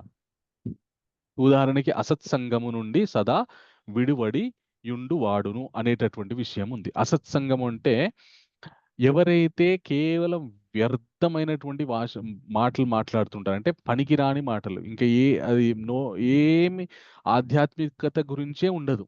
ఏదైనా గూడా ఈ మనం ఈ ప్రపంచంలో ఎ ఎలా సుఖపడాలి? సాధ్యమైనంత సుఖం ఎలా పొందాలి? ఏది అనుభవించాలి? ఏది తింటే బాగుంటుంది? ఎవరిని పట్టుకుంటే మనం సుఖపడతాము? లేదంటే ఏది సంపాదిస్తే మనము ఈ శరీరాన్ని ఇంకా సుఖపెట్టుకోవచ్చు అనేటటువంటి విషయాలే తప్ప నేను ఆత్మని. ఎన్నో జన్మలెత్తుతున్నాను. ఇలాగ ఎన్ని సార్లు నేను పుడుతూ, చస్తూ ఉంటాను. అలా కాకుండా ఈ సైకిల్‌ని, ఈ చైన్‌ని నేను కట్ చేయాలి. అందు గురించి నేను భగవంతుని గురించినటువంటి విషయాలు తెలుసుకోవాలి. నాకు భగవంతుడికి ఉన్నటువంటి సంబంధాన్ని తెలుసుకోవాలి అనేటటువంటి ఆధ్యాత్మికపరమైనటువంటి విషయాలు ఎవరు మాట్లాడతారో వాళ్ళు సత్పురుషులు. వాళ్ళతో అసోసియేషన్‌లో ఉన్నామనుకోండి, వాళ్ళతో సంఘంలో ఉన్నామనుకోండి, అది సత్సంగం. అలాంటి వాళ్ళతో లేమనుకోండి, అది అసత్సంగం. సో, మీరు గనుక సత్సంగంలో ఉన్నారనుకో, ఇప్పుడు మనమందరం కలిసి కూర్చొని ఇన్ని విషయాలు చర్చించుకుంటాం. ఇది సత్సంగం. ఇలాగ నిత్యం సత్సంగంలో ఉండడం వల్ల ఏమవుతుందంటే, ఈ మిగతా గుణాలు ఏవైతే ఉన్నాయో మెల్లమెల్లగా, మెల్లమెల్లగా వస్తుంటాయన్నమాట. ఎందుకంటే వింటూ ఉంటాడు గాబట్టి. సో, అలాగా భక్తుడంటే కేవలం భగవంతునికి కొబ్బరికాయ కొట్టి, అగరబత్తులు ముట్టించి, దీపం వెలిగించి, చక్కటి నైవేద్యాలు పెట్టడమే గాదు. అది primary fundamental process. That is fundamental process. But highest level and the most important level ఏంటి అంటే క్యారెక్టర్ మాడ్యులేషన్. మన వ్యక్తిత్వాన్ని మార్చుకోవాలి. దానివల్ల మనం భక్తిలో ముందుకు వెళ్తామనమాట. కేవలం వ్యక్తిత్వమే మార్చుకున్నాడు. కానీ ఎలాంటి భక్తియుత సేవ చేయట్లేదు. మళ్ళీ అహంకారం వచ్చేస్తుంది. ఎందుకంటే నా వల్లనే నేను ఇవన్నీ కల్టివేట్ చేసేసుకున్నాను అని జెప్పేసి. అలా గాకుండా గుణ గుణవంతుడై ఉండాలి. అలాగే ఆహ్, భగవంతుని యొక్క భక్తుడై ఉండాలి. అలా ఉంటే అతని లైఫ్ సక్సెస్‌ఫుల్. అందుకే భగవంతుడు ఏం చెప్తాడంటే, "ఏతు ధర్మామృతమిదం యథోక్త్వాం పర్యుపాసతే శ్రద్ధధాన మత్పరమా భక్తాస్తే అతివ మే ప్రియః." ఇప్పుడు నేను చెప్పినటువంటి ఈ ధార్మికమైనటువంటి విషయాలు ఏవైతే ఉన్నాయో, వీటిని ఎవరు శ్రద్ధగా, నమ్మకంతోటి ఉపాసన చేస్తూ ఉంటారో, వాళ్ళు ఆ! నన్ను చాలా చాలా తొందరగా పొందుతారు అర్జున. వాళ్ళు నాకు చాలా చాలా ప్రియమైనటువంటి వ్యక్తులు. సో, ఎవరైతే భగవంతునికి ప్రియమైనటువంటి వ్యక్తులుగా ఉండాలి అని అనుకుంటున్నారో, ఈ క్యారెక్టరిస్టిక్స్ వాళ్ళ లోపల డెవలప్ చేసుకోవాలి. ఇది చాలా సింపుల్ అండ్ హార్డ్. సింపుల్ ఎప్పుడంటే సత్సంగంలో ఉన్నప్పుడు వెరీ, వెరీ సింపుల్. ఎందుకంటే మనము ఎవరిని ఆదర్శంగా తీసుకుంటామో, ఎవరితోటి మనం సావాసం చేస్తామో వాళ్ళ గుణాలు మనకొచ్చేస్తాయన్నమాట. ఎలాగైతే ఇప్పుడు రామాయణం జరిగేటప్పుడు ఇంకా రాముడు ఎప్పుడైతే లంకలో సీతమ్మ తల్లి ఉంది అని చెప్పేసి తెలుసుకున్న తర్వాత రాముడి మీదకి యుద్ధం ప్రకటిస్తాడో అప్పుడు వెంటనే విభీషణుడు వాళ్ళ అన్నయ్యకి చెప్తాడనమాట. "అన్నయ్య, రాముడితో యుద్ధం మంచిది కాదు. కులనాశనం అవుతుంది. దయచేసి విను. రాముడు కాంప్రమైజ్ అయిపో. సీతమ్మ తల్లిని అప్పగించంటే" వినడు రావణుడు. అప్పుడు "నువ్వు నా దగ్గర ఉంటూ మన శత్రువుని కీర్తిస్తున్నావు. శత్రువుని పొగుడుతున్నావు. కాబట్టి నీకు నా దగ్గర ఉండే అర్హత లేదు. నిన్ను బహిష్కరించేస్తున్నా" అనగానే విభీషణుడు రాముడి దగ్గరికొచ్చి చేరుతాడనమాట. చేరిన తర్వాత రాముడితో పాటు ఇద్దరు రాక్షసులు గూడా వస్తారనమాట. క్షమించాలి. విభీషణుడు ఇంక రాముడిని వదిలిపెట్టి రాముడి దగ్గరికొచ్చేస్తాడు. ఆ విభీషణుడితో పాటు ఇద్దరు రాక్షసులు గూడా వస్తారు. కేవలం విభీషణుడితో రావడం వల్ల ఆ ఇద్దరు రాక్షసులు గూడా తరించారు. వాళ్ళేం పెద్ద గొప్ప జ్ఞానులు గాదు. పెద్ద వేదవేత్తలు గాదు. పెద్ద పురాణాన్ని చదివినటువంటి వారు గాదు. భగవత్ తత్వాన్ని అర్థం చేసుకున్నటువంటి తాత్వికవేత్తలు గూడా గాదు. కేవలం సామాన్యమైనటువంటి మనుషులు గూడా గాదు, రాక్షసులింకా. అలాంటి రాక్షసులే ఒక సత్పురుషుని యొక్క సావాసంలో ఉండడం వల్ల తరించారు. సో, మనం ఎవరితో ఉంటున్నామో ఆహ్, పరిశీలన చేసుకొని మనం యొక్క అసోసియేషన్ సంఘాన్ని మనం మార్చుకున్నామనుకోండి, ఇప్పుడు చెప్పిన గుణాలు మెల్లమెల్లగా అవి వస్తాయి. భగవంతునికి మనని దగ్గరికి చేర్చేస్తాయన్నమాట. ఓకే. సో, అది మనకి 12వ అధ్యాయంలో భగవంతుడిని ఏ విధంగా అర్థం చేసుకోవాలి. భగవంతుడు ఆయన శక్తి అవ్యక్తమైనది. ఆయన మాత్రం వ్యక్తమైనటువంటి స్వస్వరూపంతో ఆయన ఎప్పుడూ ఉంటారు. ఆయన స్వస్వరూపాన్ని ఆరాధించడం వల్ల మనం భక్తిలో ముందుకు వెళ్తాము. ఆయనకి దగ్గరవుతామనమాట. ఓకే. అది మొట్టమొదట తెలుసుకున్నాం. తర్వాత ఏ విషయం గురించి తెలుసుకున్నామండి? ఆప్షన్స్. ఓకే. సో, భగవంతుడు చాలా ఆప్షన్స్ ఇచ్చారు. తనని ఒకవేళ ఆరాధన చేయడం తెలియకపోతే తన గురించి పని చేయమని, తన గురించి జీవించమని ఇట్లా కొన్ని ఆప్షన్స్ ఇచ్చాడనమాట. తన గురించి కర్మలు చేసి ఆ ఫలితాన్ని తనకి త్యాగం చేయమని చెప్పేసి ఇలాగ చెప్పాడనమాట. తర్వాత తనకి ఏ విధంగా ఉంటే భగవంతుడికి ఇష్టమో ఆ విషయాన్ని చెప్పాడు భగవంతుడు. సో ఒకటి భగవంతుని గురించి, ఆయనని చేరుకోవాల్సినటువంటి పద్ధతుల గురించి, అలాగే వ్యక్తిత్వం గురించి, భక్తుల యొక్క వ్యక్తిత్వం గురించి భగవంతుడు ఈ అధ్యాయంలో మనకి చెప్పారు ఈ భక్తి యోగంలో. సో అది మనం భక్తి యోగ గురించి తెలుసుకోవాల్సినటువంటి విషయం. సో హరే కృష్ణ. భువనమాతాజీ, ఈ అధ్యాయానికి సంబంధించినటువంటి మన పోల్ ఉందా?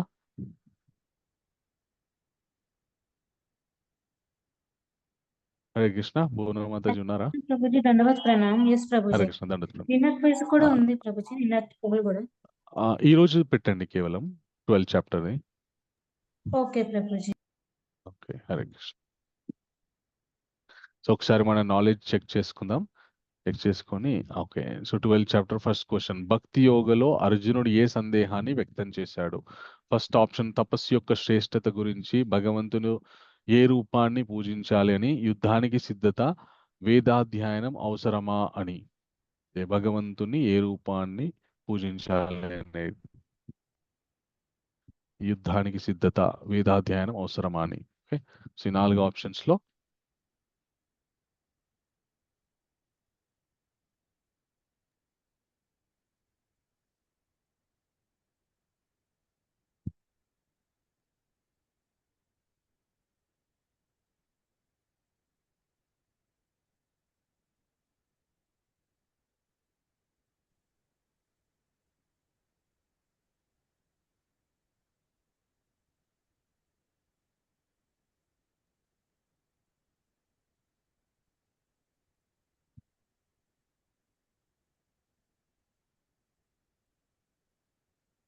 ఓకే మాతాజీ ఆన్సర్ డిస్ప్లే చేయండి.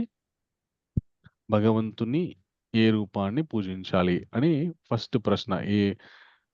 తేషాంకే యోగ విత్తమాహ, ఏది ఏ విధంగా మిమ్మల్ని పూజించడం గొప్ప అని అర్జునుడు ఫస్ట్ శ్లోకంలో అడుగుతారు. ఎస్. తర్వాత మాతాజీ, తర్వాత క్వశ్చన్, సెకండ్ క్వశ్చన్.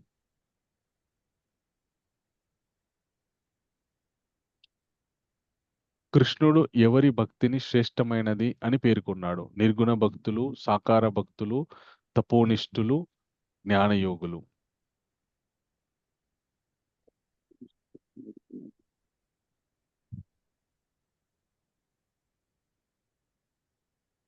నిర్గుణ అంటే భగవంతునికి ఏ రూపం లేదు, గుణం లేదు, ఆయన అవ్యక్తుడు అనేటటువంటి విషయాన్ని నిర్గుణ అంటారనమాట. సాకార అంటే ఆయన భగవంతునికి ఒక రూపం ఉంది, స్వస్వరూపం ఉంది అనేటటువంటి భావన ఏదైతే ఉందో అది సాకార భక్తి అంటారనమాట. తపోనిష్ఠులు అంటే తీవ్రమైనటువంటి తపస్సు చేసేవాళ్ళు. జ్ఞానయోగులు అంటే తీవ్రమైనటువంటి జ్ఞానాన్ని సముపార్జించడానికి వివిధ జ్ఞానాలు సంబంధితమైనటువంటి గ్రంథాలను చదవడం ఏదైతే ఉందో అది జ్ఞానయోగుల యొక్క స్థితి.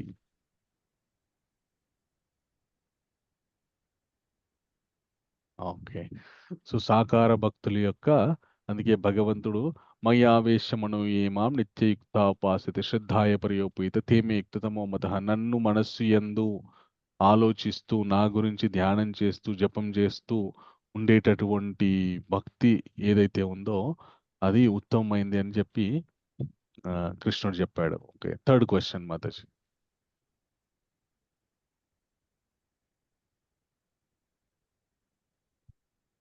కృష్ణుడు భగవంతుని నిరాకార రూపాన్ని పూజించడం ఎలా ఉంటుందని చెప్పారు? తేలికైనది, సాధ్యమైనది, కష్టమైనది, ఆనందకరమైనది.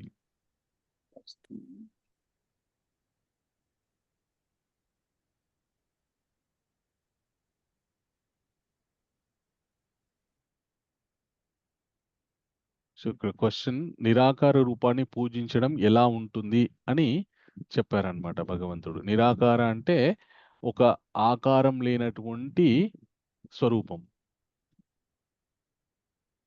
ఎవరైతే భగవంతుణ్ణి తన రూపాన్ని పూజిస్తారో వాళ్ళు ఆకార రూపాన్ని పూజిస్తున్నారు అంటారనమాట.